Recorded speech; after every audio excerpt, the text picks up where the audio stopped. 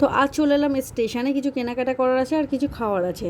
তো এই দেখো চলে এসেছি আমি বটি দোকানে খ্যাঁচকুচ করতে করতে। তারপরে মনে হলো আমাদের একটু ফটো নেই, ফটো ফ্রেমের দোকানে দেখো চলে এসেছি। এখানে কেমন কি ফটো বানাচ্ছি সেটা তোমাদেরকে অবশ্যই দেখাবো। তো তারপরে চলে এলাম আমি জুসের দোকানে। তুমি জানো যে বাইরে বেরোলেই আমরা জুস খাই সবাই মিলে। তো এই দেখো আমরা চারজন জুস খেয়ে নিলাম, কিন্তু জুসটা কিন্তু চারজনের চার রকম ছিল, একই রকম ছিল না। আর এ তো সবারটা টেস্ট করতে করতে ও সবারটাই খেয়ে নিয়েছে।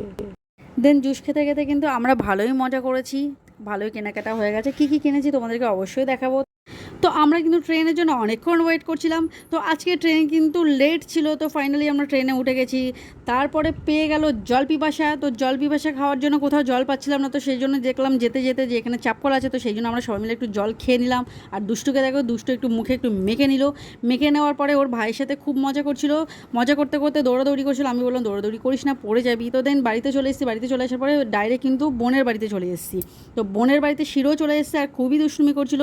রাতে কিছু শ্যুট বাকি ছিল, তো সেই শ্যুটের জন্য একটু রেডি হয়ে নিয়েছিলাম। তো রেডি হওয়ার আগে আমার খিদে পেয়ে গেছিলো, তো সেই জন্য আগে একটু খেয়ে নিলাম আমরা সবাই মিলে। দেন শ্যুটটা কমপ্লিট করতে করতে প্রচুর রাত হয়ে গেছিলো, তো খুবই জল পিপাসা পেয়েছিলো, ঠান্ডা জল খেতে খুবই ইচ্ছা করছিল। তো সেই জন্য আবার একটু লেমন জুস খেয়ে নিলাম। তো আজকে ভিডিওটা এখানে শেষ করছি। Tata, bye bye.